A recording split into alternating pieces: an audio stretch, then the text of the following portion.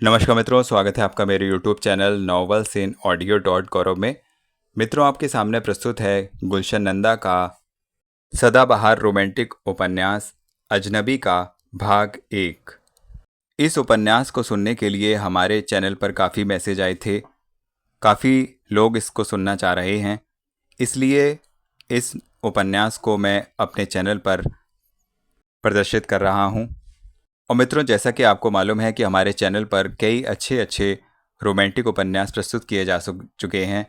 गुलशन नंदा, रानू और राजवंश के चुनिंदा रोमांटिक उपन्यास जैसे गुलशन नंदा का टूटे पंख, चलती चट्टान, शर्मीली, प्यासा सावन, शगुन, मेहंदी, नीलकंठ, लक्ष्मण रेखा, चंदन, कटी पतंग, माधवी, मैली चांदनी, पीले फूल, भंवर, पतिता, सितारों से आगे, रानू और राजवंश के स्पर्श, अभिशाप, पुतली, दिल चुराए मेरा, प्यासी नदी, प्यासी शबनम, फूलों की रानी, आचार्य चतुर्सेन शास्त्री के हृदय की परख, हृदय की प्यास, शरद चंद्र का परिणीता, देवकीनंदन खत्री का चंद्रकांता, पूरे 8 भाग में। ये सारे उपन्यास पूर्ण रूप से मौलिक रूप में स्पष्ट रूप से आपके सामने प्रस्तुत किए गए हैं और आपने इनको बहुत अधिक पसंद किया है। यदि आपने इनको नहीं सुना है तो इनको अवश्य सुनिए, आपको अति आनंद आएगा। तो मित्रों, ये सभी उपन्यास आपको केवल मिलेंगे मेरे channel novels in audio dot Gaurav में। तो चैनल को आप ज़रूर सब्सक्राइब करें और अपने फ्रेंड्स रिलेटिव सभी को बताएं। तो मित्रों, प्रस्तुत है आपके सामने गुलशन नंदा का उपन्यास अजनबी का भाग 1। कुहासे में लिपटी अंधेरी रात का सीना चीरते हुए एक टैक्सी दीनापुर के छोटे से स्टेशन के पास आकर रुकी। ब्रेकों की चिरमिर के साथ ही सोनिया को एक झटका लगा और उसकी झपकी टूट गई।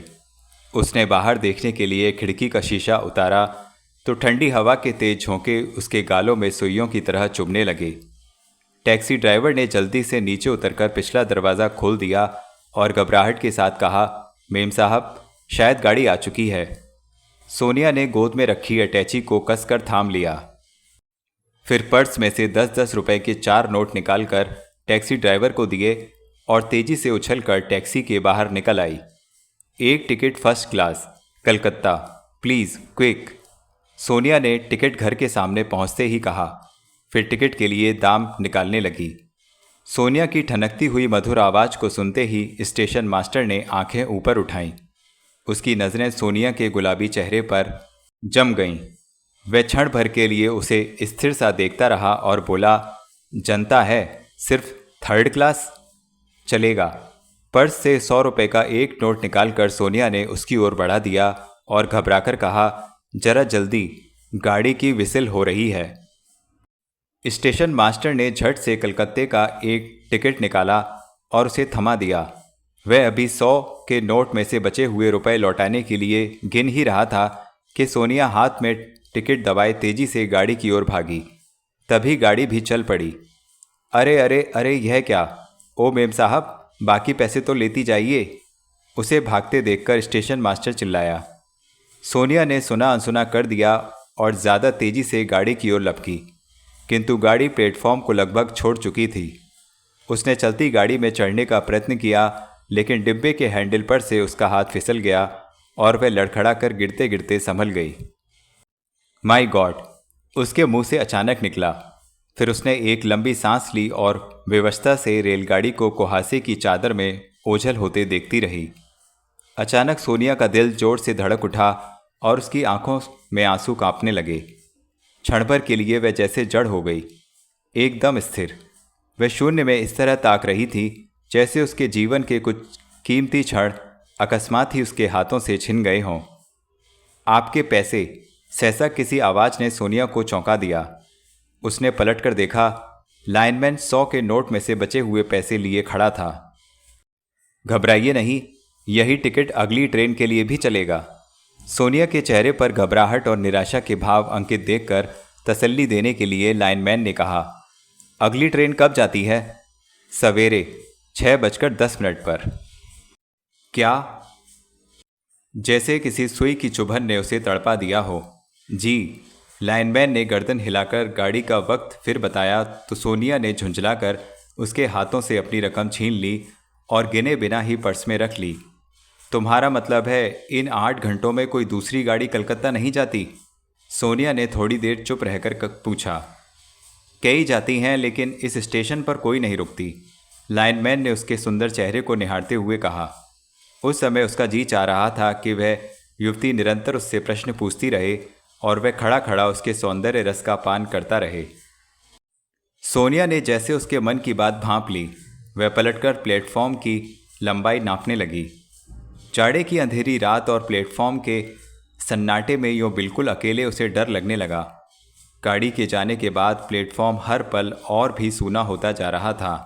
जो लोग वहाँ रह गए थे, उनकी नज़रें बस उसी को छेद रही थीं। वह धीरे धीरे कदम उठाती टी स्टॉल के पास पहुँच गई। वहाँ जमा लोगों की निगाहें अचानक ही उस पर जम गईं। उनकी भूखी और कामुक निगाहों की परवाह न करते हुए सोनिया ने एक प्याला चाय का ऑर्डर दिया और अंगीठी से हाथ तापने लगी। धधकते कोयलों की आंच ने उसकी ठिठुरन को कम कर दिया। इससे उसे थोड़ा संतोष मिला। अंगीठी के आसपास बैठे सभी लोग एक ओर हट गए, लेकिन एक सांवले रंग का ठिगना सा अधेड़ आयु का आदमी वहीं डटा रहा। उसके मुंह से शराब की दुर्गंध के भपके निकल रहे थे। नशे से लाल उसकी आंखें भयानक लग रही थीं। ठंडी और तेज हवा ने उसके नशे को और बढ़ा दिया था। गाड़ी छूट गई मेम साहब, उसने सोनिया के चेहरे पर नजरें जमाकर तरंग में कहा। सोनिया ने उस पर एक सरसरी नज़र डाली और कोई उत्तर न दिया। उसने उसे कोई महत्व न देना ही उचित समझा।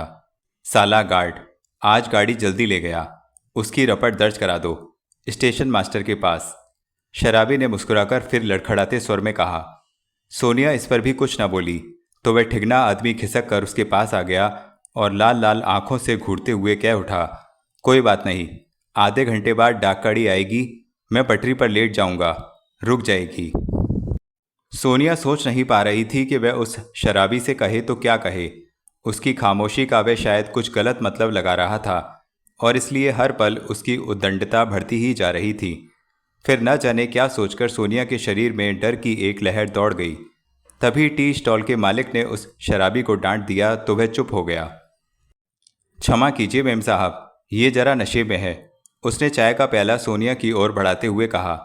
सोनिया ने चुपचाप चाय का प्याला थाम लिया। ठंड के मारे उसके हाथ कांप रहे थे, अतः हाथ में आते ही प्याला भी बजने लगा।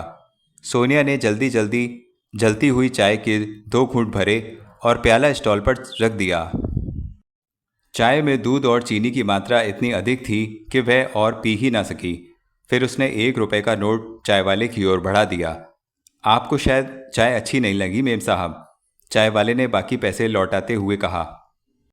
नहीं, ऐसी कोई बात नहीं, मैं ज़्यादा चाय नहीं पीती, सोनिया ने जल्दी से कहा और वहाँ से खिसकने लगी।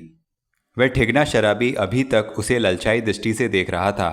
वह उसके अंग अंग को ऐसे निहार रहा था जैसे कोई माल खरीदने से पहले उसे हर ढंग से नाप तोल रहा हो। रसीले, तुम भी कुछ कहो यार, लौंडिया है नमकीन। चलते चलते सोनिया ने सुना तो वह पल भर के लिए ठिठक गई। फिर पलट कर देखने का साहस न जुटा सकी। फिर वह लंबे लंबे डग भरती स्टेशन के भीतरी हिस्से की ओर बढ़ी। धीरे धीरे उसके मन में डर भी बढ़ता जा रहा था। सुनसान स्टेशन पर कई घंटे अकेले काटना उसे बहुत ही कठिन लग रहा था। टिकट घर की खिड़की के पास पहुंचकर वह ठहर गई। सोनिया ने खिड़की पर एक उचटती सी नज़र डाली। खिड़की को बंद पाकर उसने इधर उधर देखा। थोड़ी दूर एक दूसरी खिड़की के प्रकाश बाहर आ रहा था। सोनिया ने अब उसी खिड़की की ओर कदम बढ़ाए। ठंड से सोनिया का बदन कांप रहा था। हवा के तेज झोंकों से बचने के लिए वह दीवार से सट गई और उस खुली खिड़की से भीतर झांकने लगी। वहाँ स्टेशन मास्टर रोहित कुर्सी पर बैठा तार भेजने की मशीन की आवाज़ सुनने में व्यस्त था। मशीन से आवाज़ निकल रही थी, घर गट गट गट गट गट घर घर। सोनिया को अपने हृदय की धड़कन भी उसी आवाज़ की ताल पर चलती अनुभव होने लगी। फिर बड़ी व्याकुलता से वह दीवार पर टंगी घड़ी को देखने लगी। घड़ी की सुइयां भी शायद धीमी गति से आगे बढ़ रही थीं। कुछ देर तक सोनिया स्टेशन मास्टर को एकटक देखती रही। गंभीर चेहरा, नींद से बोझिल मोटी मोटी सुंदर आंखें, उलझे बाल, खुलता गेहुआ रंग, लगभग 30 वर्ष की आयु। लेकिन जीवन की घुटन ने शायद समय से पहले ही उसके चेहरे की कांति छीन ली थी। सोनिया सोचने लगी कि अगर वह आदमी चाहता तो उसके बाकी पैसे हड़प सकता था। वह उसके सौजन्य से प्रभावित हो उठी। रोहित अचानक अपनी जगह से उठकर दीवार से लगी अलमारी की ओर लपका। फिर जैसे ही उसने अलमारी से एक रजिस्टर बाहर निकाला, उसकी निगाह दीवार से लगी ठिठुरती हुई सोनिया पर पड़ी। वह रजिस्टर उठाए हुए ही खिड़की तक गया और बोला, आप उस गाड़ी से गई नहीं? गाड़ी छूट गई, सोनिया ने कांपते ओठों से कहा। लेकिन अब दूसरी गाड़ी तो सुबह 6 बजे आएगी। मैं जानती हूँ। तब तक आप इस जाड़े में अकड़ जाएंगी। जी, लेकिन एक प्रार्थना है। क्या? उसने चौंक कर पूछा। अभी बताती हूँ, कहकर सोनिया खिड़की से हटी और दरवाजे की ओर लपकी। फिर पल भर में ही वह स्टेशन मास्टर के सामने खड़ी मुस्कुराने लगी। कहिए, स्टेशन मास्टर ने उसकी बिजली सी मुस्कान का सामना करते हुए पूछा। 1 मिनट। सोनिया ने पलटकर कमरे का दरवाज़ा बंद कर दिया। यह आप क्या कर रही हैं? स्टेशन मास्टर ने हड़बड़ाकर कहा। कोई और ना आ जाए इसका प्रबंध कर रही हूँ। अब आप जल्दी से अपनी बात कह डालिए। अगर मैं यहीं बैठकर इसी कमरे में रात गुजारना चाहूँ तो आपको कोई ऐतराज़ तो नहीं होगा? सोनिया की आवाज़ में विवशता और विनम्रता का पुट था। नहीं नहीं, यह नहीं हो सकता। यह बात डिसिप्लिन के खिलाफ है, स्टेशन मास्टर ने अटपटे ढंग से कहा। और यह अच्छा भी नहीं लगता। छोटी जगह है, छोटे लोग हैं, आप सब समझती हैं। जी, स्टेशन मास्टर का उत्तर सुनते ही सोनिया की मुस्कुराहट लोप हो गई। उसने निराशा से स्टेशन मास्टर की ओर देखा और बाहर जाने के लिए कदम बढ़ा दिया। सुनिए, ठिठुरते हुए हाथों को मलते हुए स्टेशन मास्टर ने उसे आवाज़ दी। आप कहें तो वेटिंग रूम खुलवा दूं? वहाँ और कोई मुसाफिर? अभी तो कोई नहीं है, स्टेशन मास्टर ने उसके सुंदर चेहरे पर नज़रें जमाए हुए कहा। लेकिन अकेली भी? घबराइए नहीं, जगह सुनसान नहीं, लेकिन यहाँ के लोग भले हैं। कहते हुए रोहित ने चाबियों का गुच्छा दीवार में गड़ी एक कील से उतार लिया। नहीं, मैं वहाँ रात भर बिल्कुल अकेली नहीं रह सकूंगी, सोनिया अचानक बोल पड़ी। तो फिर मैं क्या कर सकता हूँ? रोहित झुंझला उठा। मेरी एक मुश्किल आसान कर सकते हैं, आप चाहें तो। मुश्किल? कैसी मुश्किल? रोहित ने आश्चर्य से पूछा। सोनिया ने खुली खिड़की से बाहर नज़र दौड़ाई और फिर वह तेजी से कमरे की दीवार के पीछे खिसक आई और एक कोने में खड़े होकर उसने रोहित को अपने पास आने का संकेत किया। रोहित की आंखों में एक साथ ढेर सारे सवाल उभर आए। वह उसके सामने कौन सा रहस्य उजागर करना चाहती है? वह अभी इसी उलझन में था कि सोनिया ने अपने हाथ में थामी अटैची उसके सामने खोल दी। रोहित की आंखें असीम आश्चर्य से फटी रह गईं। पल भर के लिए उसकी सांस रुक सी गई। कीमती हीरों और चढ़ाऊ गहने से अटैची भरी पड़ी थी। रोहित ने कुछ कहना चाहा, लेकिन शब्द उसके गले में ही अटक गए। यही है मेरी मुश्किल। 5-7 लाख का माल होगा, स्टेशन मास्टर को चुप देखकर सोनिया ने कहा। रोहित को सोनिया की आवाज़ दूर से आती प्रतीत हुई।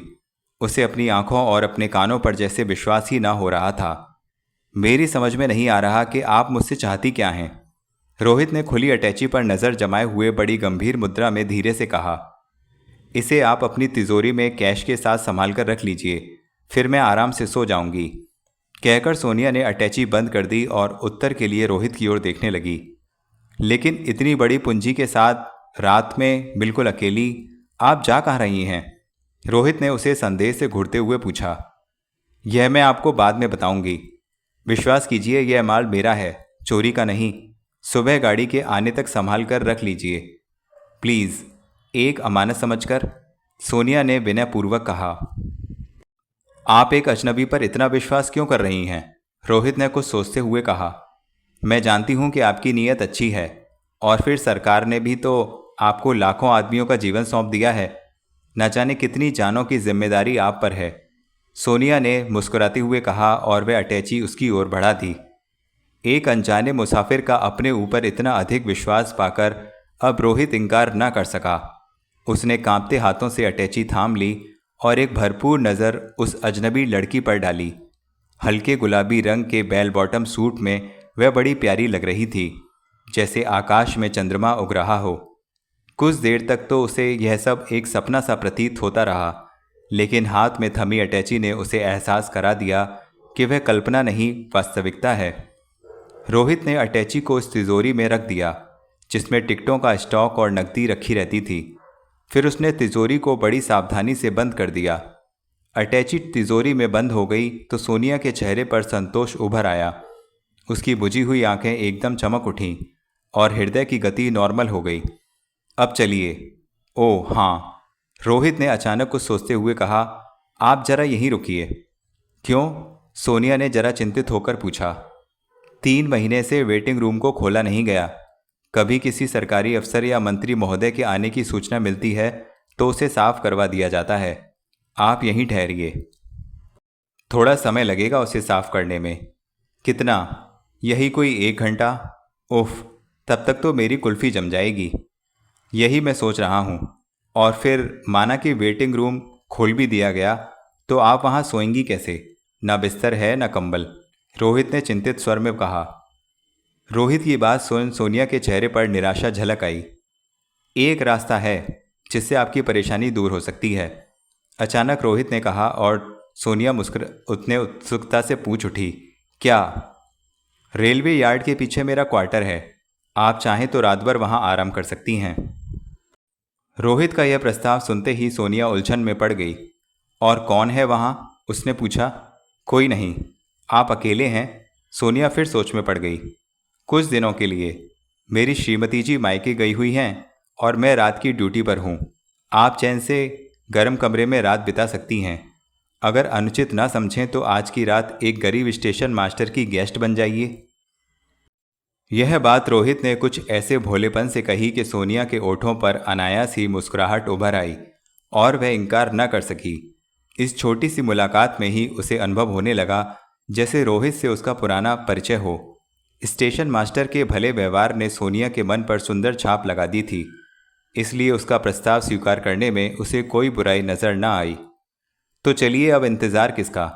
अपनी गोरी और कोमल कलाई से माथे पर झूलती लट को संवार कर सोनिया ने मुस्कुराते हुए कहा। कलाई ऊपर उठकर लहराई तो चूड़ियों की झंकार से वातावरण में जल तरंग सा बज उठा। पतले पतले गुलाबी ओठों पर खिली मुस्कुराहट को देखकर रोहित को अपना हृदय तेजी से धड़कता हुआ प्रतीत हुआ।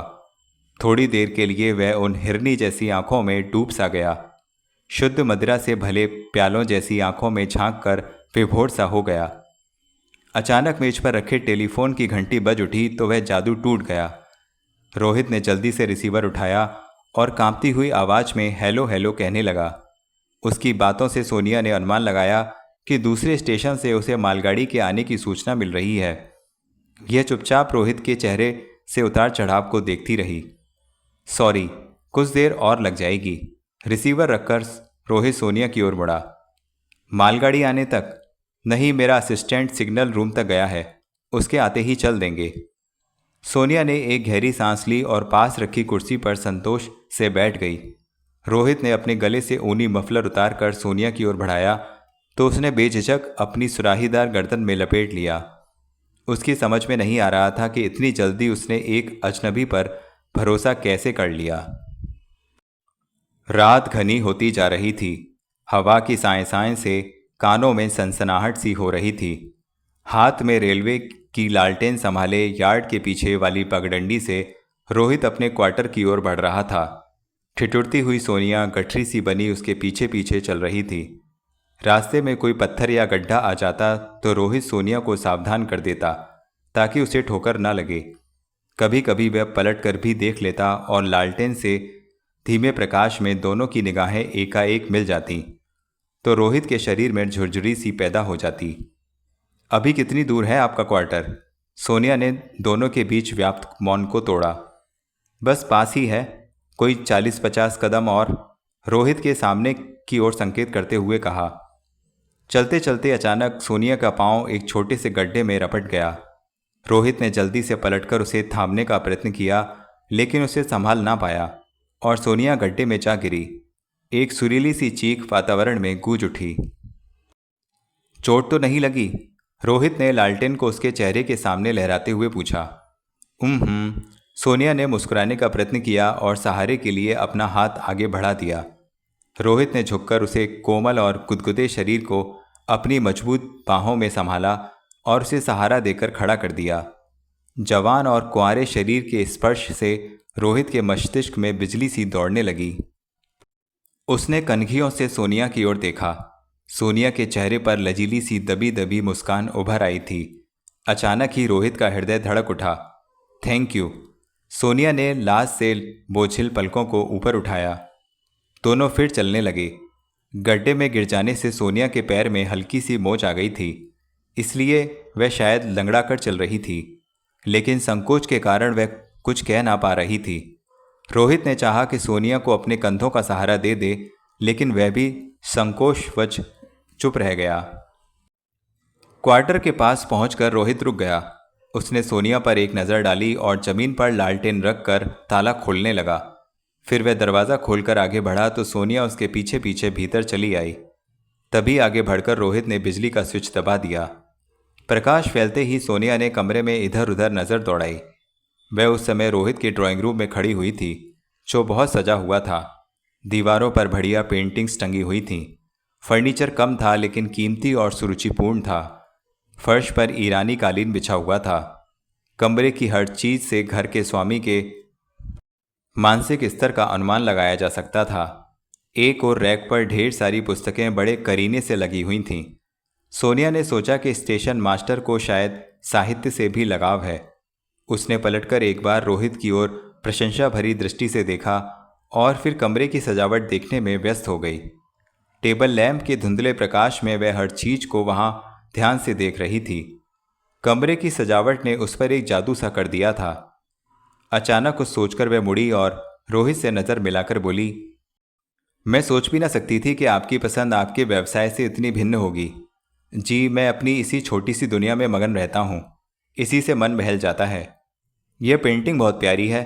सोनिया ने दीवार पर लगी एक पेंटिंग की ओर संकेत किया। फिर उसके पास पहुंचकर पेंटिंग के कोने में लिखे नाम को पढ़ते हुए बोली, रश्मि लगता है कोई बड़ी चित्रकार है। जी, रश्मि मेरी पत्नी है। रोहित ने उसे पास आते हुए कहा। ओह वंडरफुल, वह तो बहुत सुंदर चित्र बना लेती हैं। सोनिया ने आश्चर्य प्रकट किया। सिर्फ चित्र ही नहीं बनाती, इस घर की पूरी सजावट में उन्हीं का हाथ है। और यह शौक? सोनिया ने कोने की मेज पर रखे टेप रिकॉर्डर की ओर संकेत करते हुए पूछा। यह भी उन्हीं का है। संगीत रश्मि को बहुत पसंद है, तभी तो उन्होंने दुनिया भर के संगीत का कलेक्शन कर रखा है। सोनिया ने अलमारी में रखे टेपों पर कई प्रसिद्ध संगीतकारों के नाम पढ़ते हुए रोहित की ओर देखकर कहा, बस यही तो मेरी और रश्मि की छोटी सी सुंदर दुनिया है, अपने आप में पूर्ण। लेकिन आपने उन्हें मायके क्यों भेज दिया है? वे अपने डैडी से मिलने गई हैं। आप साथ क्यों नहीं गए? छुट्टी नहीं मिल सकी। कहते कहते रोहित का चेहरा उदास हो गया। सोनिया आगे कोई प्रश्न न कर सकी। उसके सवाल ने रोहित के मन को मथ दिया था। पत्नी की याद ने उसे तड़पा दिया था। सोनिया ने सहानुभूति से रोहित की ओर देखा और फिर दीवारों पर टंगी पेंटिंग्स को निहारने लगी। कमरे में अचानक ही मौन व्याप्त हो गया था। वातावरण की उदासी को दूर करने के लिए रोहित ने जेब से सिगरेट केस निकाला और सिगरेट अपने ओठों से चिपका ली। अभी वह माचिस के लिए जेब टटोल ही रहा था कि सोनिया ने झट अपने पर्स में से लाइटर निकालकर उसका शोला रोहित की ओर बढ़ा दिया। रोहित ने सिगरेट सुलगाई और दबी आवाज में बोला, थैंक यू। सहसा उसे सोनिया की आंखों और ओठों की तड़प में सिगरेट पीने की लालसा की झलक महसूस हुई। उसने सिगरेट केस खोलकर सोनिया की ओर बढ़ा दिया। सिगरेट केस में अब केवल एक ही सिगरेट बाकी थी। सोनिया ने पहले तो चाहा कि न ले, क्योंकि सिगरेट को उसकी आवश्यकता पड़ सकती थी, लेकिन अब तक सिगरेट पीने की उसकी इच्छा भी प्रबल हो चुकी थी। I hope you won't mind it, उसने अपनी गोरी पतली और कोमल उंगलियों से सिगरेट पकड़ते हुए कहा। फिर उसने सिगरेट सुलगाकर गहरा कश लिया और रोहित की ओर देखा। दोनों अनायास ही मुस्कुरा उठे, जैसे दोनों ने एक दूसरे के मन का चोर पकड़ लिया हो। जब मैं बहुत अकेलापन महसूस करती हूँ तब सिगरेट का साथ मुझे बेहद अच्छा लगता है। सोनिया ने सफाई देने का प्रयत्न किया। मैं भी कुछ ऐसी ही घड़ियों में इसे ओठों से लगाता हूँ, रोहित ने मुस्कुराकर कहा। और रश्मि जी के होते हुए? सोनिया ने एक और लंबा कश खींचते हुए पूछा। सोनिया के ओठों पर रश्मि का नाम आते ही कमरे में फिर मौन छा गया। रोहित की आंखों की चमक मंद सी पड़ गई। उसके ओठों से लगी सिगरेट नीचे गिर गई। रोहित ने झुककर अधजली सिगरेट को फर्श से उठाया और पास रखी एस्ट्रे में बुझा दिया। सोनिया ने कमरे की धुंधली रोशनी में उसकी भीगी हुई आंखों को देखा तो अपनी अधजली सिगरेट भी मुंह से निकालकर उसी एस्ट्रे में बुझा दी। अरे यह क्या? रोहित को सोनिया की यह हरकत विचित्र लगी। आपकी श्रीमती जी को आपका सिगरेट पीना पसंद नहीं? सोनिया ने उसके प्रश्न का उत्तर न देकर उल्टा उसी से प्रश्न कर दिया था। आपने ठीक जाना, रोहित ने दबे स्वर में कहा। और आपका अपना क्या विचार है? उसने रोहित के पास आते हुए पूछा। मुझे भी सिगरेट पीना पसंद नहीं, और लड़कियों का सिगरेट पीना तो बिल्कुल पसंद नहीं। रोहित की इस बात से सोनिया थोड़ी झेप गई और अपनी घबराहट दूर करने के लिए वह फिर दीवार पर टंगे चित्रों को देखने लगी। चित्रों पर लिखे रश्मि के नाम को देखकर वह सोच में पड़ गई। रश्मि, कला निपुण लड़की, सुंदर भी अवश्य होगी। फिर एक साधारण स्टेशन मास्टर को उसने अपना जीवन कैसे सौंप दिया? तभी अपने मन के एक कोने में उसे अपने प्रश्न का उत्तर मिल गया। ऐसे ही जैसे मैंने क्षण भर की पहली मुलाकात में एक अजनबी को लाखों रुपए के गहने सौंप दिए। सुनिए। सोनिया ने रोहित की ओर देखा और कुछ कहते कहते रुक गई। थोड़ी दूर पर खड़ा रोहित एक अलमारी में कुछ खोज रहा था।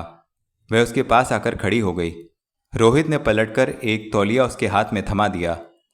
मन चाहे तो सोने से पहले हाथ मुंह धो लीजिएगा, थकान उतर जाएगी। लेकिन इस वक्त बड़ी सर्दी है।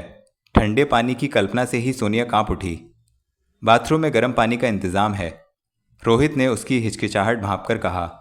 फिर भी कीचड़ में फिसल जाने से यह चेहरा कुछ बिगड़ गया है।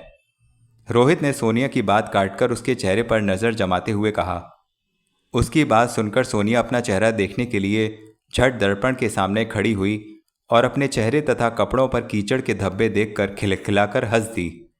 आई एम सॉरी, वह झेपते हुए बोली। रोहित ने मुस्कुराकर बाथरूम की ओर संकेत किया तो वह भागकर तेजी से बाथरूम में घुस गई। बाथरूम का दरवाज़ा बंद होते ही रोहित को कमरे में दम घुटता सा महसूस होने लगा। उसे फिर रश्मि की याद गुदगुदाने लगी। उसे एक विचित्र से सूनेपन का एहसास सताने लगा। कमरे की सजावट जो उसे सदा सुख देती थी, न जाने क्यों आज एकटक काटने लगी। कमरे की हर चीज में रश्मि बसी हुई थी। बाथरूम में पानी गिरने की आवाज ने रोहित के विचारों की श्रृंखला तोड़ दी। सोनिया हाथ मुंह धोते ही धीरे धीरे गुनगुना रही थी। उसकी गुनगुनाहट ने कमरे का सन्नाटा तोड़कर एक मधुर झंकार भर दी। रोहित कुछ देर तक बाथरूम की ओर कान लगाए सोनिया की गुनगुनाहट का आनंद लेता रहा। फिर उस सुंदर और अनोखे मेहमान के लिए रात के विश्राम का प्रबंध करने लगा। उसने अंगीठी में रखे बिजली के हीटर को चालू कर दिया और पास बिछे सोफे पर तकिया तथा कंबल रख दिया। धीरे धीरे हीटर से कमरे का वातावरण गर्म होने लगा। अचानक किसी आहट ने रोहित को चौंका दिया। वह सोफे पर रखे कंबल की सिलबट ठीक करते करते चौंक गया। अपनी गर्दन पर गर्म सांसों का स्पर्श अनुभव करते ही वह पलटा। अपने भीगे बालों को कंधों पर बिखराए उसके ठीक पीछे खड़ी सोनिया उसको देख रही थी। शायद वह नहा आई थी। ताजगी से उसके चेहरे पर और भी निखार आ गया था और वह बहुत खूबसूरत लग रही थी। उसकी घनी और काली केश राशि में अटकी पानी की बूंदें अंधेरी रात में जुगनुओं की बारात की तरह झिलमिला रही थीं। कितनी खुशनसीब होगी आपकी पत्नी, वह अचानक रोहित की ओर नज़र उठाकर बोली। वह कैसे? आप एक अजनबी का इतना ख्याल कर रहे हैं तो उसका ना जाने आप कितना ख्याल रखते होंगे। यह कोई ज़रूरी नहीं। क्यों? क्योंकि मेहमान और किसी अपने में बड़ा फ़र्क होता है। मेम साहब। मेम साहब नहीं, सिर्फ सोनिया कहिए। ओके, सोनिया जी बिस्तर तैयार है। लेकिन सोनिया ने सोफे पर नज़र डालकर कुछ कहना चाहा। रोहित उसकी बात समझ गया और बोला, क्षमा कीजिए, आपका बिस्तर ड्राइंग रूम में इसलिए लगाया है कि... कहते कहते रोहित तनिक रुक गया।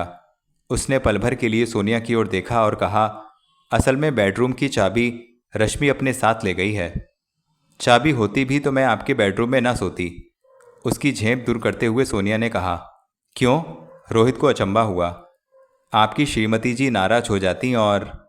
आपका अंदाज़ा सही है, वे अपनी चीज़ें किसी को भी मुश्किल से ही छूने देती हैं। तब तो आपकी ऊपर भी बंदिश होगी, पिंजरे में बंद कर रखा होगा आपको। सोनिया ने शरारत से मुस्कुराकर कहा। जी। वह तुरंत सोनिया की बात का मतलब ना समझ पाया। फिर जब इस वाक्य पर उसने गौर किया तब अनायास ही मुस्कुरा पड़ा और कहा, आपने शायद ठीक ही समझा। यह घुटा घुटा वातावरण एक पिंजरा ही तो है। जिसमें मैं बंदी हूँ। कहते कहते रोहित गंभीर हो गया और कमरे में टहलने लगा। टहलते हुए उसने कमरे की खिड़कियों के पर्दे खींच कर गिरा दिए ताकि ठंड कम हो जाए। इसी बीच सोनिया लगातार उसके चेहरे पर दृष्टि जमाए रही।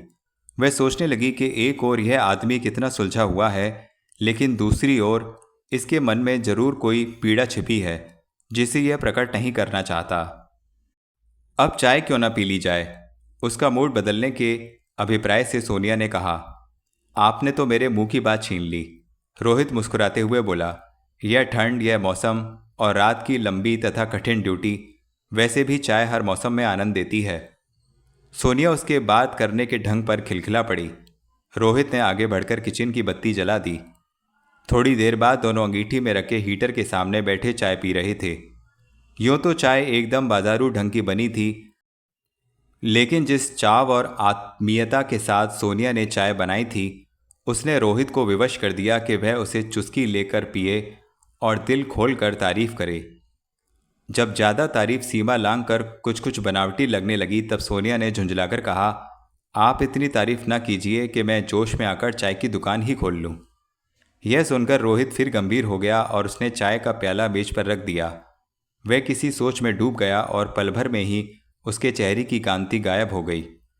सोनिया उसके उलझे हुए से व्यक्तित्व का अध्ययन करने लगी। वह उसके मन में छिपी पीड़ा के बारे में सोचती रही।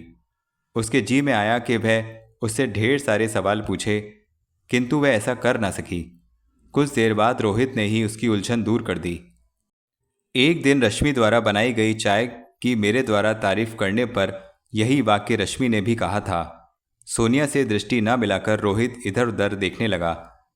लेकिन आपकी वह तारीफ शायद आज की तरह झूठी न होगी। उसका मूड ठीक करने के लिए सोनिया ने मुस्कुराकर कहा। नहीं तो, यह चाय भी तो बहुत, अब रहने भी दीजिए। अच्छा, एक बात पूछूं आपसे? सोनिया ने उसकी आंखों में आंखें डालकर कहा। पूछिए। क्या सचमुच आप अपनी पत्नी से बहुत प्रेम करते हैं? सोनिया के इस अनोखे प्रश्न को सुनकर रोहित चौंका और आश्चर्य से उसकी ओर देखने लगा। आप मेरे प्यार की परीक्षा ले रही हैं? उसने गंभीरता से कहा। नहीं तो, वह जल्दी से बोली। आपने शायद मेरी बात का मतलब गलत समझा। असल में आपकी बातें सुनकर मैं आपके बारे में ज़्यादा जानने के लिए उत्सुक हो उठी हूँ। पूछिए, क्या जानना चाहती हैं आप? रोहित ने पहले जैसी गंभीरता के साथ कहा। सोनिया ने एक पल चुप रहकर कहा। आप दोनों की लव मैरिज हुई थी या अरेंज्ड? लव, रोहित ने कहा और अनायास खड़ा हो गया। अरे, आप खड़े क्यों हो गए? 10 डाउन के गुजरने का वक्त हो गया। डाक गाड़ी है, मेरा ड्यूटी पर होना जरूरी है। ओह, आप आराम से सो जाइए। हाँ, सोने से पहले बाहर का दरवाज़ा जरूर बंद कर लीजिएगा। लेकिन सुबह ठीक 5:10 पर आपको उठा दूंगा इस टेलीफोन द्वारा। उसने सोफे के पास तिपाई पर रखे टेलीफोन की ओर संकेत किया। Okay, bye bye. रोहित ने अपने साथ लाई रेलवे की लालटेन उठाई और चल पड़ा। दरवाजे के पास पहुंचकर वह पलटा और सोनिया से नज़र मिलाते हुए एक हल्की सी मुस्कुराहट के साथ बोला, good night. Good night, Sonia ने भी मुस्कुराकर उत्तर दिया और उस अजनबी की ओर गौर से देखने लगी जो अब अजनबी ना रह गया था। रोहित के चले जाने के तुरंत बाद वह दरवाज़ा बंद करने के लिए उठी। दरवाज़ा बंद करने से पहले उसने बाहर झांककर देखा तो ठंडी हवा का एक तेज झोंका उसके चेहरे से टकराया। तभी उसने घबराकर झट से किवाड़ बंद कर दिए और भीतर से चटकनी लगाकर सोफे की ओर बढ़ गई। क्षणभर के लिए दरवाज़ा खुलने से ही कमरे का तापमान फिर कम हो गया था। सोफे पर लेटने से पहले सोनिया ने एक बार फिर कमरे का निरीक्षण किया तो उसे लगा जैसे एक रात के लिए वह रोहित की छोटी सी दुनिया की मालकिन बन गई है। वह कल्पना में खुद को रश्मि के रूप में देखने लगी। कुछ देर तक वह यूं ही खोई खोई सी सोफे पर बैठी रही, फिर लेटकर कंबल ओढ़ लिया। लेटे लेटे वह काफ़ी देर तक रश्मि की बनाई कलाकृतियों को टकटकी बांधे देखती रही। कितनी प्रवीण होगी वह, और सुंदर भी। दोनों एक दूसरे से बेहद प्यार भी करते होंगे। रश्मि और रोहित के बारे में सोचते सोचते उसका मस्तिष्क धुंधलके में डूबता चला गया। फिर जल्दी ही निद्रा देवी ने उस पर अपना आंचल फैला दिया। रात की ठिठुरन और बढ़ गई थी। रोहित अपनी ड्यूटी पर जुटा हुआ था। तार मशीन की गड़गड़ाहट उसके दिल की धड़कनों से ताल मिला रही थी। इंजन की शटिंग की आवाज़ कभी कभी रात के मौन को झंझोड़ देती थी। उसने सिगरेट सुलगाई और ओठों से चिपका ली। उसके मानस पटल पर सोनिया की छवि घूमने लगी। वह उस लड़की को अपने मकान की छत के नीचे सुलाकर चला तो आया था, किंतु क्षण भर के लिए भी वह उसकी कल्पना से ओझल न हुई थी। एक रहस्य उसके मन पर बोझ सा बना उसे विचलित कर रहा था। आखिर वह जवान लड़की रात के वक्त लाखों के गहने और जवाहरात लेकर कहाँ और क्यों जा रही थी? उसे अपनी अटैची सौंप कर वह कहीं उसे किसी अपराध में तो अपना साथी नहीं बना रही? कुछ देर के लिए वह उस घटना को एक सपना समझ बैठा। फिर अपना भ्रम दूर करने के लिए उसने तिजोरी को खोलकर देखा। अटैची को देखकर उसे विश्वास हो गया कि वह अब सपना नहीं, जो कुछ भी घटित हुआ है वह भ्रम नहीं बल्कि वास्तविकता है। लेकिन यह बात अभी तक उसकी मानसिक उलझन का कारण बनी हुई थी कि वह लड़की जो खुद को सोनिया कहती है कौन है और कहाँ से आई है, और इतनी रात गए अकेली कहाँ जा रही है। रश्मि की याद में डूबकर वह उससे यह सब कुछ पूछना भी भूल गया था। अचानक फिर रश्मि का ध्यान आते ही उसने सिगरेट के 2-4 लंबे कश लिए। सोनिया की तस्वीर कहीं धुंधलकों में खो गई और उसकी निगाहों के सामने रश्मि के नयन नक्श उभर आए। तभी उसके कानों में सोनिया के शब्द गूंज उठे। आप दोनों की लव मैरिज हुई थी या अरेंज्ड? लव, रोहित के मुंह से अचानक निकल गया और फिर वह अतीत की रंगीन यादों में खो गया। वे दिन कितने सुहाने और कितने मधुर थे। रोहित सुखद स्मृतियों के प्रवाह में बहने लगा। उसे ऐसा लगा जैसे वह दिन जब रश्मि से उसकी पहली भेंट हुई थी वर्तमान के समान उसके सामने आ खड़ा हुआ हो। हर मधुर घटना फिल्म की रील की तरह उसकी आंखों के सामने आने लगी। वह दिन उसके जीवन में कितना महत्वपूर्ण था। उसके मामा की लड़की शांता के ब्याह का दिन। वह शांता की शादी पर अपनी ननिहाल में आया हुआ था। रश्मि की पहली झलक उसने तभी देखी थी। गीत संगीत की महफिल जमी हुई थी और वह अपनी सहेलियों के बीच बैठी ढोलक पर एक लोकगीत गा रही थी। घुंघराले बालों के बीच सुलगता सा किताबी चेहरा, लंबी और लाज से बोझिल पलकों से ढकी बादामी आंखें जो काजल के बिना ही कजराई हुई थीं, लिपस्टिक लगाए बिना ही पतले पतले गुलाबी ओठ, सुतवा नाक, सुंदर ठोड़ी जिस पर एक छोटा सा चमकता हुआ तिल जो शायद प्रकृति ने उसे बुरी नज़र से बचाने के लिए लगा दिया था, और इस पर उसकी लोचदार मधुर आवाज़ जिसने संगीत की महफिल में समा बांध दिया था। अपनी सहेलियों के झुरमुट में वह यूं लग रही थी जैसे तारों में चांद जगमगा रहा हो। गुलाबी जाड़े की वह रोमांटिक रात जवान दिलों की धड़कनें तेज कर रही थी। रोहित भीड़ से हटकर एक कोने में दीवार का सहारा लिए बैठा था। उसकी व्याकुल दृष्टि एकटक रश्मि पर जमी थी। उसके मन में छिपा कभी उससे कह रहा था कि इस चांद से मुखड़े से नज़र ना हटाओ, लेकिन रश्मि के चेहरे की दीप्ति कभी कभी बीच में उसे पलकें झपकाने के लिए विवश कर देती थी। गाते गाते रश्मि की कई बार रोहित से नज़रें मिलीं और हर बार उसे अपनी ओर आकर्षित देखकर वह धीरे से मुस्कुरा दी। वह उधर ही मुंह किए हुए रसदार और आग लगा देने वाले गीत गाती रही और रोहित बेचैन दिल से उसकी जादू भरी आवाज़ सुनते हुए अपने नीचे बिछे कालीन के तार नोचता रहा। संगीत की महफिल समाप्त होते ही प्रौढ़ महिलाओं और जवान लड़कियों का जमघट कम होने लगा, किंतु रश्मि ढोलक पर हाथ रखे शांता से चिपकी बैठी रही। वह कभी कभी उसके कानों में कुछ खुसर पुसर करके मुस्कुरा भी देती। शांता की माँ जाने वाली स्त्रियों को मिठाई के लिफाफे बांट रही थी। औरतों की भीड़ छट जाने के बावजूद रोहित अपने स्थान पर बैठा रश्मि को तके जा रहा था। एक काम करोगे भैया? अचानक शांता की आवाज़ ने उसे चौंका दिया। वह उसके पास आकर खड़ी हो गई। क्या? उसने हड़बड़ाकर पूछा। मेरी इस सहेली को घर तक पहुंचा आओ। लेकिन मैं तो इस गांव के रास्तों को नहीं जानता। तो क्या हुआ? रश्मि अपने घर का रास्ता जानती है, शांता ने मुस्कुराकर कहा। रोहित ने एक पल के लिए रश्मि की ओर देखा। वह उसकी ओर देखते हुए मुस्कुरा रही थी। यौवन के भार से लदी रश्मि के कुछ समय के साथ और एकांत में चलने की कल्पना से ही रोहित के दिल की बल्लियां उछलने लगीं। फिर भी ऊपरी मन से दिखावे मात्र के लिए उसने कोई बहाना बनाकर टाल देना चाहा। फिर यह सोच कर कि कहीं सचमुच ही रश्मि उसके साथ जाने का अपना विचार न बदल दे, और वह अपनी ही मूर्खता से इतना बढ़िया मौका ना खो दे। उसने मुस्कुराकर हाँ कर दी। अभी तक रश्मि से उसका कोई परिचय न हुआ था, फिर भी जामुनी रंग के करारा कमीज में लिपटा खिले गुलाब का सा बदन उसके मन में बस चुका था। वह भरी महफिल में एक शुद्ध नगीने की तरह जगमगा रही थी।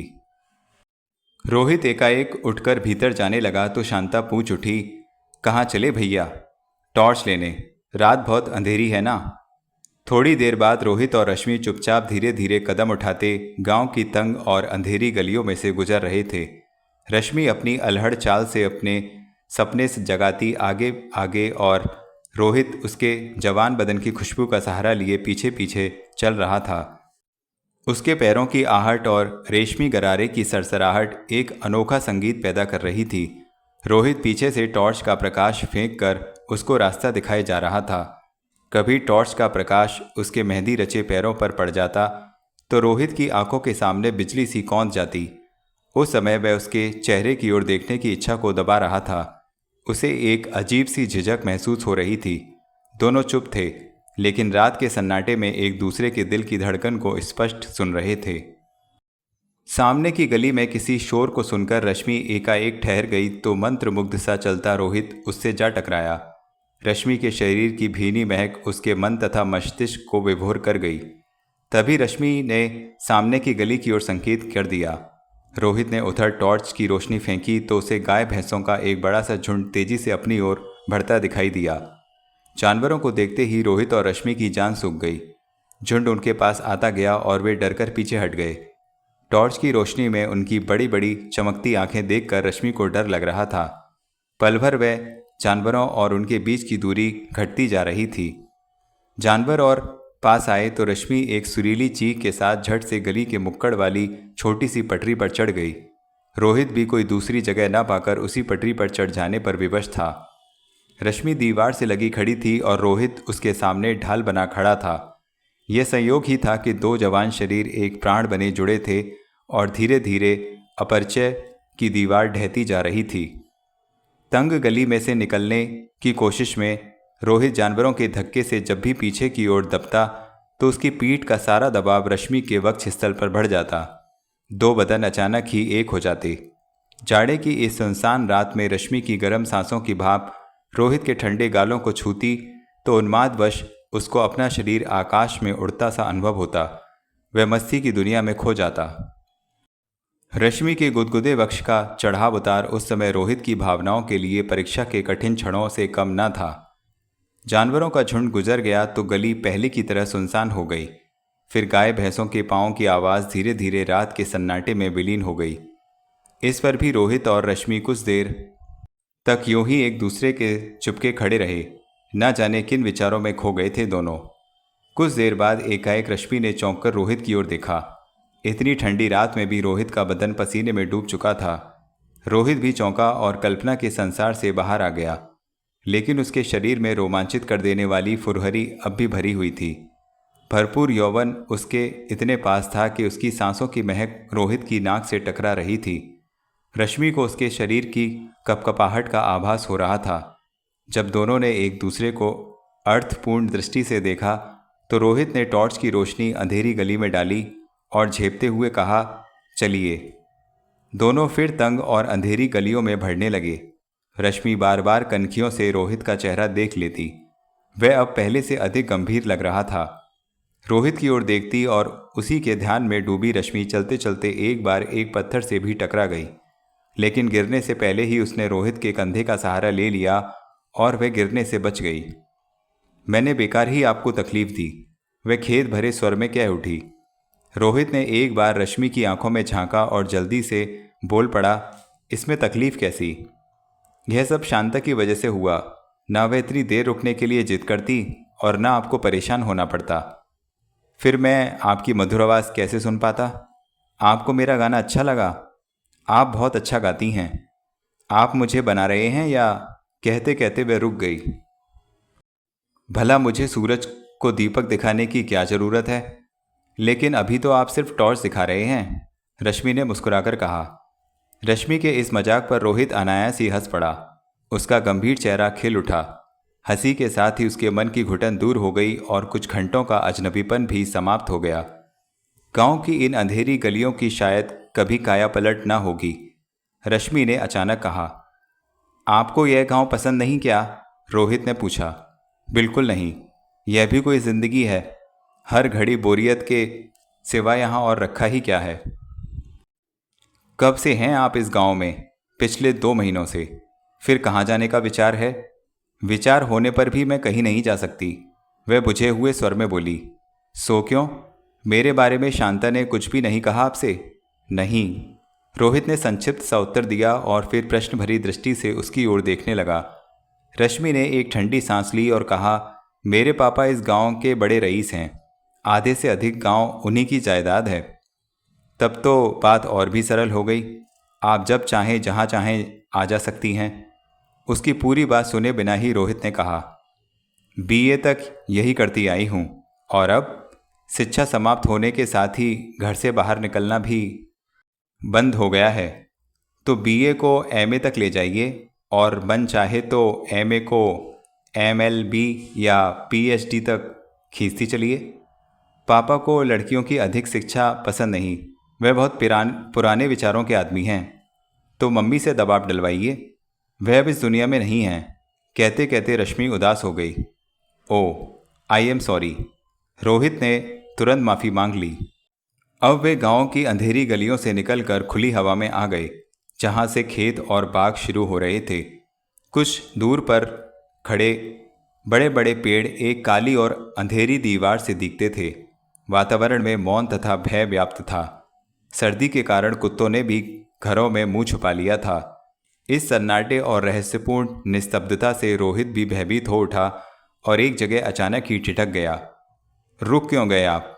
रश्मि ने तनिक पास आते हुए पूछा। कितनी दूर है आपका घर? रोहित ने टॉर्च का प्रकाश सामने डाला। हम अपने घर के बाग में ही तो खड़े हैं, रश्मि ने मुस्कुराकर कहा। रोहित ने अविश्वास से रश्मि की ओर देखा तो उसने उंगली से दाईं ओर संकेत कर दिया। रोहित ने अंधेरे में दृष्टि जमाकर उधर ध्यान से देखा तो उसे पास ही एक पुराने ढंग का 2 मंजिला इमारत दिखाई दी, जिसकी ऊपरी मंजिल से प्रकाश बाहर आ रहा था। आपके घर में और कौन कौन है? टॉर्च की रोशनी मकान पर डालते हुए रोहित ने पूछा। पापा, मैं और 2-4 नौकर हैं, बस। घर बहुत बड़ा है, लेकिन आदमी गिनती के, वह कुछ ढीली आवाज़ में बोली। कभी कभी तो आपका जी घबरा जाता होगा। कभी कभी क्यों, मैं तो अक्सर बोर हो जाती हूँ। दिन तो जैसे तैसे कट जाता है, लेकिन रात बड़ी मुश्किल से गुजरती है। यह जंगल का अंधेरा और दूर तक फैला सन्नाटा मुझे बड़ा डरावना लगता है। कहते कहते वह रोहित के और पास आ गई। इस वक्त भी आपको डर लग रहा है क्या? रोहित ने महसूस किया कि वह कांप रही है। नहीं, इस वक्त तो आप साथ हैं, रश्मि ने अपने आप को संभाला। अगर मैं आपके साथ ना आता तो मैं वहीं सो जाती। पापा से तो मैं कह ही गई थी, फिर रह क्यों नहीं गई वहाँ? अचानक याद आ गया कि मैं पापा को यह बताना तो भूल ही गई हूँ कि कल सुबह कैलाश आने वाला है। कैलाश? रोहित ने चौंक कर उसकी ओर देखा। पापा के एक प्रिय मित्र का लड़का है। इन जंगलों में अक्सर शिकार खेलने आया करता है। कल वह आ रहा है, इसलिए मेरा घर में रहना जरूरी है। क्यों नहीं, मेहमान के स्वागत के लिए आपको घर में होना ही चाहिए, रोहित ने तनिक मुस्कुराकर कहा। वह सिर्फ मेहमान ही नहीं है, रश्मि ने उसके चेहरे पर नज़र जमा दी। और क्या है? रोहित का दिल धड़क उठा। पापा ने कैलाश को मेरा जीवन साथी बनाने का निश्चय कर लिया है, उसने नजरें चुराते हुए कहा। रोहित को अपने गले में कुछ अटकता सा महसूस हुआ। कल्पना का राजमहल पल भर में ही चकनाचूर हो गया और उसके दिमाग के तार एक झटके के साथ झंझना उठे। उसने मात खाए हुए ढंग से रश्मि की ओर देखा तो वह जमीन की ओर नजरें झुकाए जूते की नोक से मिट्टी कुरेद रही थी। उसने कुछ कहना चाहा, लेकिन शब्द गले में ही अटक कर रह गए। कुछ क्षणों तक दोनों चुप खड़े रहे। फिर अचानक ही कहीं पास से किसी कुत्ते के भौंकने की आवाज़ सुनकर चौंक पड़े। रश्मि चुपचाप फाटक की ओर खिसकने लगी। चौकीदार को पुकारने से पहले उसने एक बार पलट कर देखा। रोहित उसी जगह खड़ा था और उसकी ओर देखे जा रहा था।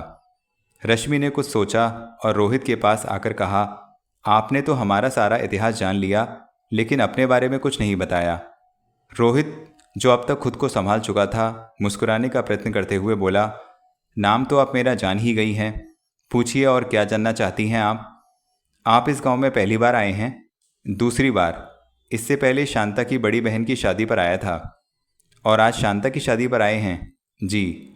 शांता की कोई और बहन तो है नहीं? मामा के लिए 2 ही काफ़ी हैं। फिर तो इस गांव में आपका आना शायद ही होगा। जी नहीं, एक अवसर और भी है। कौन सा? आपकी शादी का, रोहित ने कहा और रश्मि की आंखों में झांकने लगा। उसकी बात सुनकर रश्मि चौंक पड़ी। कुछ देर तक उसकी समझ में ही ना आया कि वह क्या उत्तर दे। रोहित उसकी घबराहट से थोड़ा आनंद लेने लगा। क्यों, किस सोच में पड़ गई आप? ऐसे शुभ अवसर पर हमको निमंत्रण नहीं देंगी क्या? आप आएंगे? क्यों नहीं, आप बुलाएं और हम ना आएं? तो प्रॉमिस रहा। रश्मि ने अपना हाथ आगे बढ़ा दिया। एकदम पक्का प्रॉमिस। रोहित ने उसका कोमल हाथ थाम कर दबा दिया। तभी जंगल के बीच से गुजरती रेलगाड़ी की आवाज़ ने रोहित को चौंका दिया। रेलगाड़ी तूफान की गति से चिघाड़ती और वातावरण को झिझोड़ती चली जा रही थी। एक ऐसी ही घड़घड़ाहट ने रोहित के स्वप्नों को बिखेर दिया, जिससे उसके विचारों का तांता टूट गया। वह तार मशीन पर उंगलियां टिकाए उस रेलगाड़ी की आवाज़ को सुनने लगा, जो दीनापुर स्टेशन से गुजरकर दूर सिग्नल तक जा पहुंची थी। रात का सन्नाटा पहले से कहीं अधिक हो गया था। रोहित अपने कमरे की खिड़की के पास खड़ा उन गरीब लोगों को देख रहा था जो बोरियों की गुदड़ियों में लिपटे सो रहे थे। लंबी रात की निस्तब्धता और तेज हवा की सरसराहट ने वातावरण में भयानकता भर दी थी। नींद और थकान के कारण रोहित की पलकें अपने आप बंद हुई जा रही थीं। उन्हें खुला रखने के लिए वह सिगरेट पर सिगरेट फूंक रहा था। तभी किसी आहट से उसके विचारों का क्रम भंग हो गया। उसने मुड़कर देखा, सिग्नल वैन द्वारिका उसके सामने खड़ा था। कहो द्वारिका, ड्यूटी पर नहीं गए? रोहित ने सिगरेट का एक लंबा कश खींचते हुए पूछा। वहीं जा रहा हूँ हुजूर। कुछ और कहते कहते वह झिझक गया। कोई काम है क्या मुझसे?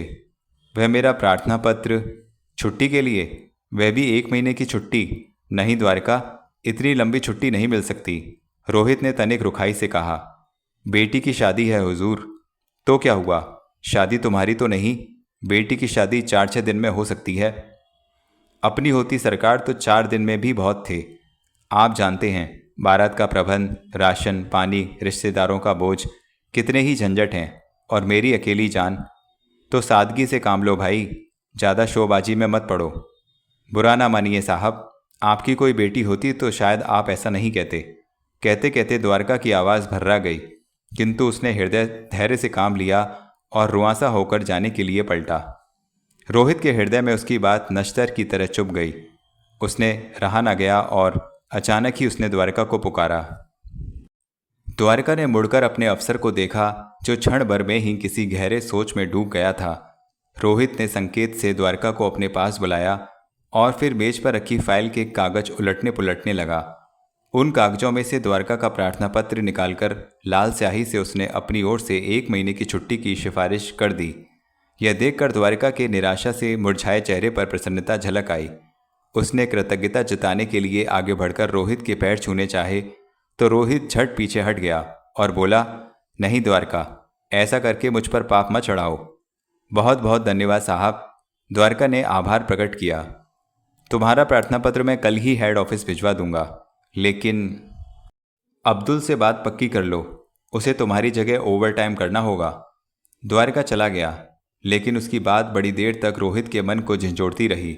बुरा ना मानिए साहब, आपकी कोई बेटी होती तो आप ऐसा कभी नहीं कहते। द्वारका के ये शब्द बार बार उसके कानों में गूंजने लगे। वह उदास सा अपनी कुर्सी पर बैठ गया। यादों की बारात फिर उसे उन परछाइयों के निकट ले गई जिनसे वह दूर भागने का प्रयत्न कर रहा था। शांता की बारात लौट रही थी। वह भी उसकी डोली को कंधा दिए प्रियजनों के समूह के साथ गांव के उस तालाब की ओर बढ़ रहा था जहां से बाबुल का द्वार छोड़कर शांता की प्रिया की नगरी की यात्रा आरंभ होने वाली थी। विदाई की यह घड़ी पत्थर से पत्थर दिल को भी पिघला देती है। उस समय सबकी आंखें गीली थीं। रोहित की आंखों में भी आंसू भर आए थे। उस भीड़ में सिर्फ रश्मि ही ऐसी थी जो बिल्कुल भी नहीं रोई थी। लगता था जैसे उसे अपनी सहेली के बिछुड़ जाने का तनिक भी दुख न था। चलते चलते वह कनखियों से रोहित की ओर देखती तो उसके ओठों पर हल्की सी मुस्कान दौड़ जाती। शांता विदा हो गई। संबंधियों की भीड़ कुछ देर तक तालाब के किनारे दूर खड़ी जाती हुई उसकी डोली को देखती रही और फिर धीरे धीरे बिखरने लगी। रोहित और रश्मि भी शांता की डोली को देखते रहे, जिसे उठाए कहार पगडंडियों पर भागे जा रहे थे। धीरे धीरे डोली आंखों से ओझल हो गई। सिर्फ बैंड की आवाज़ अभी तक वातावरण में गूंज रही थी। रोहित ने पलटकर भीगी आंखों से रश्मि की ओर देखा। वह तालाब के चबूतरे पर बैठी घास के तिनके कुरेद रही थी। रोहित को देखते ही वह मुस्कुरा पड़ी। उस समय वहां उन दोनों के अलावा कोई न था। सब लोग थके हारे लौट चुके थे। रश्मि अपनी जगह से एक अदा के साथ उठी और घास के एक बड़े तिनके को ओठों में दबाए रोहित के पास आ गई और बोली, यह क्या, तुम अभी तक रो रहे हो? नहीं तो, रोहित संभालते हुए बोला। यूं ही जरा मन भर आया था। हम हिंदुस्तानी लोगों का भी कोई जवाब नहीं। मौका चाहे खुशी का ही क्यों ना हो, लेकिन रोएंगे ज़रूर, रश्मि ने मुस्कुराते हुए कहा। तुम्हें अपनी सहेली से बिछुड़ने का कोई दुख नहीं? रोहित ने आश्चर्य से पूछा। नहीं, बिल्कुल, मैं तो प्रसन्न हूँ। शांता को नया जीवन मिला है। आप तो मॉडर्न विचारों की दुनिया में रहती हैं, लेकिन देख लीजिएगा, जब आप अपने पापा से बिछुड़ेंगी तब आपकी भी आंखें अपने आप झलक पड़ेंगी। सच, रश्मि ने मुस्कुराकर कहा। मेरी विदाई पर आप भी इसी तरह रोएंगे। रश्मि की आंखों में चंचलता नाच रही थी। रश्मि का प्रश्न सुनकर रोहित अचानक ही झेप गया। उससे कोई उत्तर न बन पड़ा। उसकी घबराहट भांपकर रश्मि अचानक ही हंसने पड़ लगी। फिर पलटकर तालाब के किनारे किनारे चलने लगी। रोहित भी चुपचाप उसके साथ चल पड़ा। कुछ देर तक दोनों मौन वृक्षों की छाया तले चलते रहे। फिर रश्मि एकाएक रुक गई और रोहित के चेहरे पर दृष्टि जमाकर बोली, आप चुप क्यों हो गए? आप ही ने तो बातचीत बंद कर दी। लेकिन यह आप क्यों कह रहे हैं? सीधा तुम कहिए। रश्मि जरा झुंझलाहट का प्रदर्शन कर बोली। जानती हैं तुम किसे कहा जाता है? रोहित ने उसकी सुंदर आंखों में झांकते हुए पूछा। वह मुस्कुराई। जो सिर्फ अपने हों, रोहित गंभीर होकर बोला। तो इसका मतलब है कि आप मुझे अपनों में नहीं गिनते। जाइए, मैं आपसे नहीं बोलती, रश्मि ने तनिक क्रोधित होकर कहा और मुंह फुलाकर तालाब की ढलान पर उतरती हुई पगडंडी पर हो ली। रोहित घबरा गया और अपनी मूर्खता पर पछताने लगा। अपने पराई की व्याख्या करके इतनी खूबसूरत लड़की को खुद से दूर कर बैठा। वह वहीं खड़ा उसे दूर जाते हुए देखता रहा और थोड़ी ही देर में वह पेड़ों के झुरमुट में खो गई। प्रभातकालीन सूरज की किरणों से हरा भरा जंगल और भी निखर गया था। घास पर ओस के कण मोतियों की तरह झिलमिला रहे थे। किरणों ने अभी तक उनका चुंबन न किया था। वृक्षों पर पक्षी उल्लास भरे मधुर गीत गा रहे थे, किंतु रोहित का ध्यान इस प्राकृतिक सौंदर्य की ओर न था। वह तो मूर्तिवत खड़ा रश्मि के लौटने की सुखद कल्पना कर रहा था। लेकिन जब काफ़ी समय बीत जाने पर भी वह लौटकर न आई तो रोहित बेचैन हो उठा। वह अभी इसी धेड़बिन में था कि कुछ देर और प्रतीक्षा करे या घर लौट जाए कि तभी उसे रश्मि की चीख सुनाई दी। वह घबराकर उसकी ओर भाग पड़ा जिस ओर रश्मि गई थी। घने पौधों की इधर उधर फैली हुई टहलियों से उलझते उन्हें हटाते हुए और जोर जोर से रश्मि का नाम पुकारते हुए वह जंगल में आगे बढ़ने लगा। अभी वह कुछ ही दूर गया था कि उसे फिर रश्मि की चीख सुनाई दी। वह उसी का नाम लेकर पुकार रही थी। रश्मि का कलेजा धड़कने लगा। वह क्षणभर के लिए रुका और फिर तेजी से जंगली पौधों को फलांगता आवाज़ की दिशा में बढ़ा।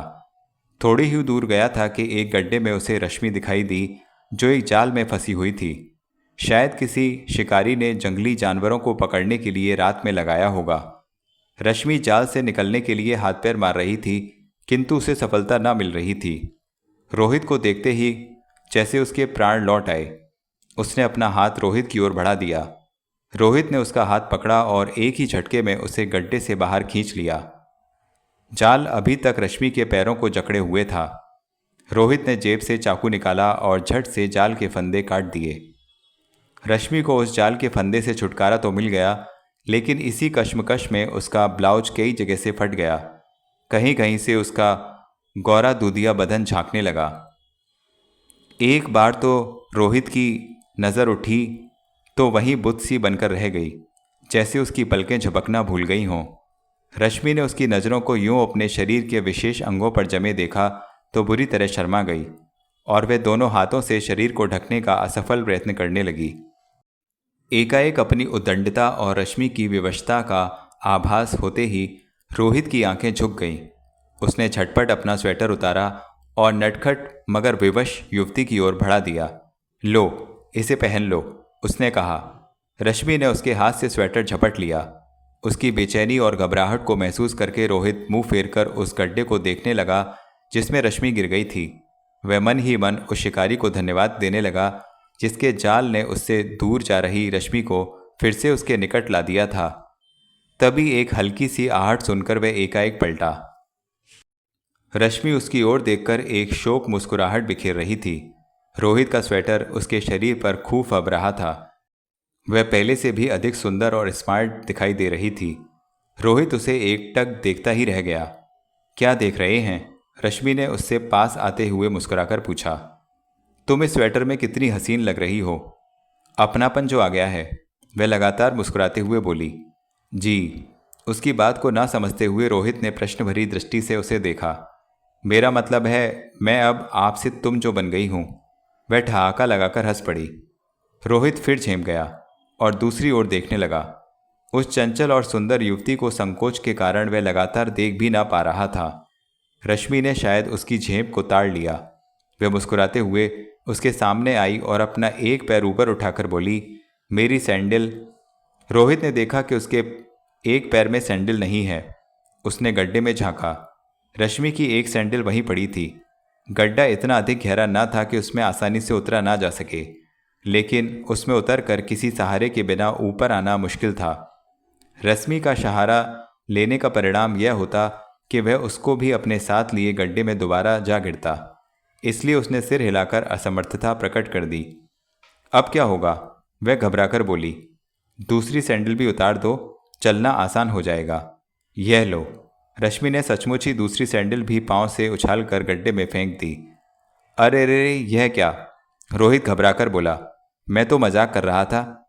लेकिन मैं मजाक नहीं किया करती, रश्मि ने गंभीर होकर कहा और नंगे पैर ही आगे बढ़ने लगी। धरती पर सूखे पत्तों की दरी सी बिछी हुई थी। कोमल पांवों से सूखे पत्तों को रौंदते हुए वह आगे बढ़ रही थी और पत्तों की चरमराहट मौन वातावरण में दूर तक गूंज रही थी। रोहित ने क्षण भर कुछ सोचा और फिर वह भी उसके साथ चल पड़ा। कहाँ जा रही हो? रोहित ने चलते चलते पूछा। उस टीले पर। रश्मि ने रुके बिना सामने एक टेकरी की ओर संकेत किया। वहाँ क्या है? इस जंगल का अंत, एक गहरी खाई। उसमें कूदने का विचार है? अभी तो नहीं। तो फिर क्या करेंगे वहाँ जाकर? चलो लौट चलें। आपको एक दृश्य दिखाना है, देखेंगे तो खुश हो जाएंगे। उसकी बातों का रहस्यमयी ढंग और गंभीर मुद्रा देखकर रोहित का मन विचलित हो गया, लेकिन अब उसके साथ जाने के अलावा भी कोई चारा न था। कुछ दूर चलकर वह रोहित की ओर मुड़ी और बोली, आप मेरा साथ दे रहे हैं या अपने स्वेटर के लिए? मैं तो आपका साथ दे रहा हूं, रोहित ने उसकी बात समझते हुए कहा। थोड़ी देर चलने के बाद वे उस ऊंची टेकरी पर पहुंच गए, जिसके नीचे दूसरी ओर एक गहरी और विशाल घाटी थी। उस घाटी में बीच बीच में कई छोटी छोटी पहाड़ियां थीं, जहां तक दृष्टि जाती फूलों और फलों के ढेर से दिखाई देते। घाटी में से उठती हुई नन्ही नन्ही बदलियां उनके पांव छूकर चली जाती। रोहित पहले भी उस गांव में आया था, किंतु यह सुंदर घाटी उसने कभी न देखी थी। सूरज की बढ़ती हुई गर्मी के कारण घाटी में से हल्की हल्की भाप ऊपर उठ रही थी। रोहित उस सुंदर दृश्य में खो सा गया और मन ही मन रश्मि के प्रति आभार प्रकट करने लगा। उसी के कारण आज उसे ऐसी मनोहर छटा देखने को मिली थी। कैसा लगा यह दृश्य? रश्मि की आवाज़ सुनकर वह अचानक चौंक पड़ा और बोला, मेरे अनुमान से कहीं बढ़कर। मैं सोच भी ना सकता था कि इस गांव में इतना आकर्षण भी होगा। इतनी सुंदर घाटी, मन बहलाने के लिए ये सुंदर दृश्य न होते तो इस वीराने में तो मेरा दम ही घुट जाता। तुम यहाँ रोज आती हो? हाँ, नियम से। इन्हीं दृश्यों को देखकर तो मैं जीती हूँ। तुम्हें प्राकृतिक दृश्यों से इतना प्यार है? हो गया है, था नहीं। तो इसमें जरूर कैलाश बाबू का हाथ होगा, अचानक रोहित के मुंह से निकल गया। कैलाश का नाम सुनते ही रश्मि के चेहरे की लालिमा एकाएक लुप्त हो गई और उसके माथे पर बल पड़ गए। उसने एक कड़ी नज़र रोहित पर डाली और मुंह फेर कर नीचे घाटी की ओर देखने लगी। रोहित समझ गया कि कैलाश का नाम लेकर उसने रश्मि का मूड खराब कर दिया है। वह सोच नहीं पा रहा था कि अब कैसे उसका पहले जैसा मूड बनाए। सहसा रश्मि उठी और गांव की ओर चल पड़ी। आई एम सॉरी, रोहित ने झट उसके सामने आकर खेद भरे स्वर में कहा। इसमें सॉरी फील करने की क्या बात है? तुम्हारा चेहरा जो उतर गया है। आपकी बात से नहीं, फिर कैलाश बाबू का नाम सुनकर उनसे झगड़ा हो गया है? नहीं, झगड़ा तो नहीं हुआ, फिर भी कुछ तो हुआ ही होगा। बस जिद करते हैं। कैसी जिद? चाहते थे कि शांता की शादी छोड़कर मैं उनके साथ शिकार पर जाऊं, तो चली जाती। शिकार का बहाना बनाकर ही तो वह तुमसे मिलने आए हैं। रश्मि ने पास आकर रोहित की आंखों में आंखें डाल दी और अजीब सी नज़रों से उसे देखने लगी। रश्मि की तीखी नज़रों का सामना न कर रोहित ने इधर उधर देखना आरंभ कर दिया। उसकी घबराहट देखकर रश्मि मुस्कुरा दी और उसे छेड़ने के अभिप्राय से बोली, आप किस बात का बहाना बनाकर मेरे साथ चले आए हैं?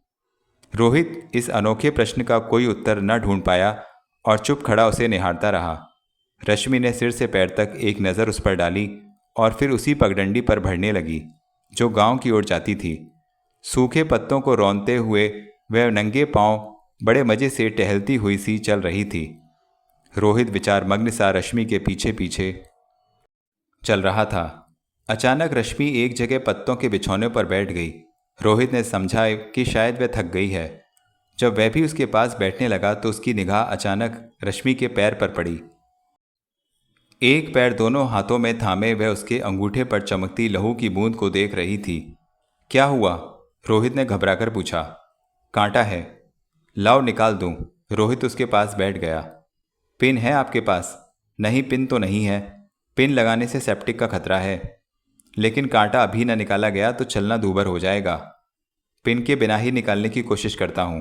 कहते हुए रोहित ने रश्मि का गोरा और कोमल पांव जमीन से उठाकर अपनी गोद में रख लिया और हाथ से टटोल कर देखने लगा कि कांटा कहाँ चुभा है। रश्मि कोहनियों के सहारे जमीन पर अधलेटी हो गई। जूतों के बिना चलने से उसके पैर मैले थे और रोहित को कांटा खोजने में कठिनाई हो रही थी। अंगूठे की मिट्टी साफ करके वह कांटा टटोलने लगा तो रश्मि को अपने पूरे शरीर में एक झुरझुरी सी दौड़ती महसूस हुई। थोड़े प्रयत्न से रोहित ने रश्मि के अंगूठे में चुभा कांटा निकाल लिया तो रश्मि को आराम मिल गया।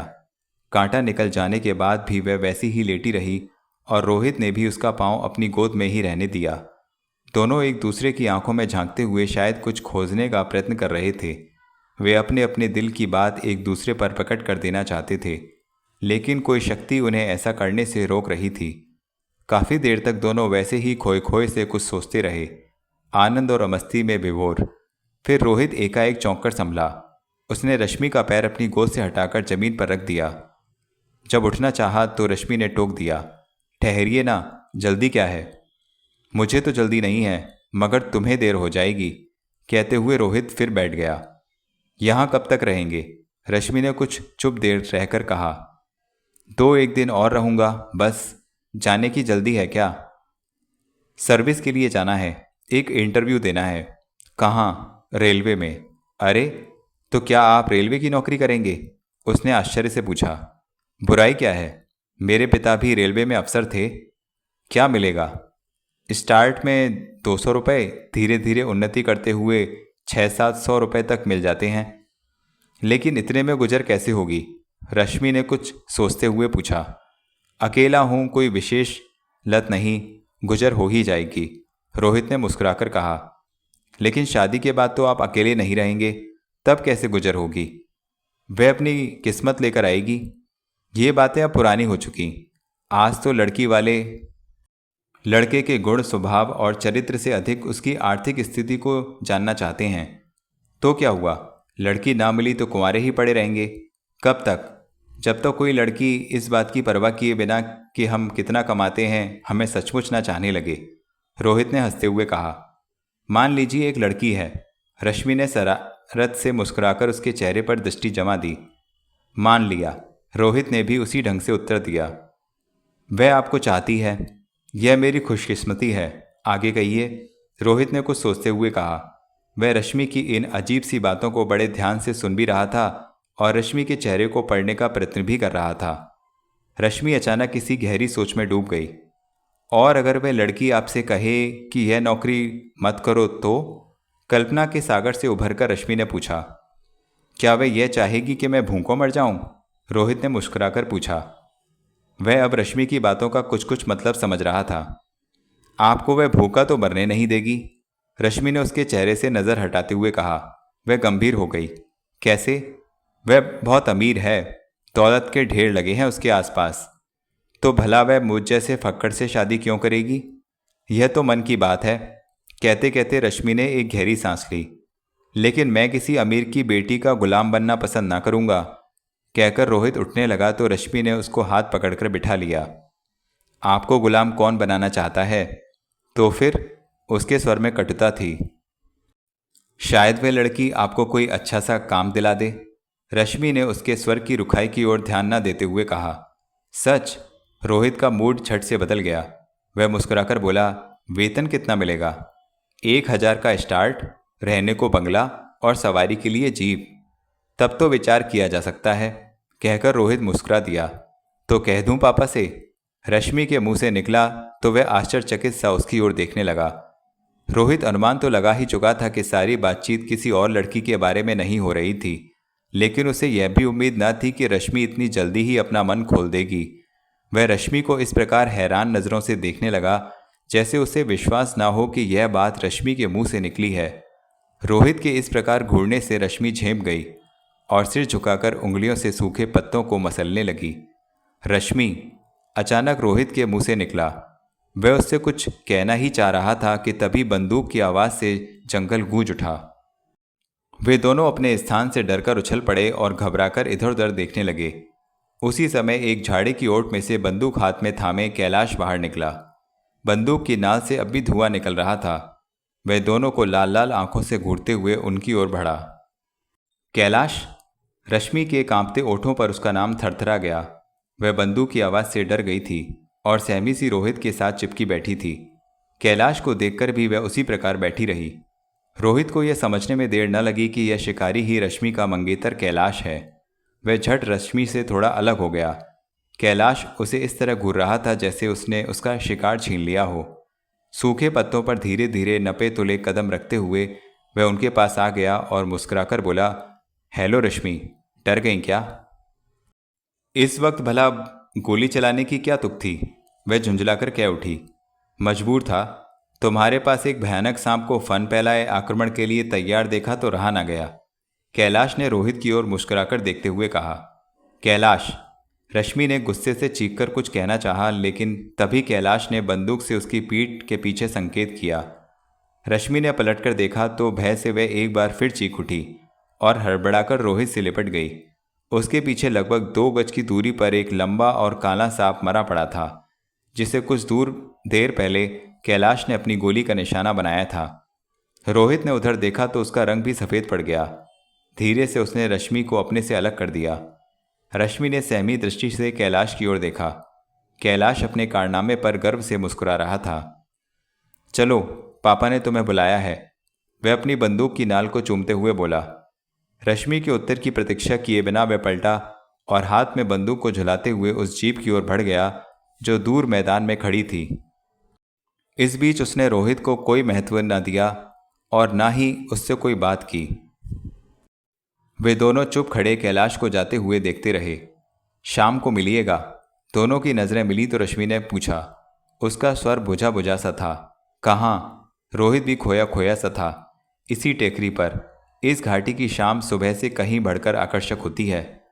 रोहित ने स्वीकृति में गर्दन हिला दी तो रश्मि ने उसकी ओर मीठी नज़रों से देखा और कहा, ओके, शाम को मिलेंगे। फिर वह भी पलटकर जीप की ओर बढ़ गई। रश्मि के व्यक्तित्व और सौंदर्य के जादू से मंत्रमुग्ध रोहित उसे एकटक देखता रहा। जीप के समीप पहुंचकर रश्मि ने एक बार फिर रोहित की ओर देखा और उछलकर जीप की अगली सीट पर कैलाश के पास ही बैठ गई। कैलाश ने झट जीप स्टार्ट कर दी। रोहित अपने स्थान पर खड़ा तब तक उधर ही देखता रहा जब तक जीप उसकी दृष्टि से ओझल न हो गई। फिर उसने पलटकर मरे हुए सांप को देखा। एक बार फिर उसे झुरझुरी आ गई। वह सोचने लगा कि अगर कैलाश वक्त पर ना पहुंच जाता तो काले नाग ने रश्मि को काट ही लिया होता।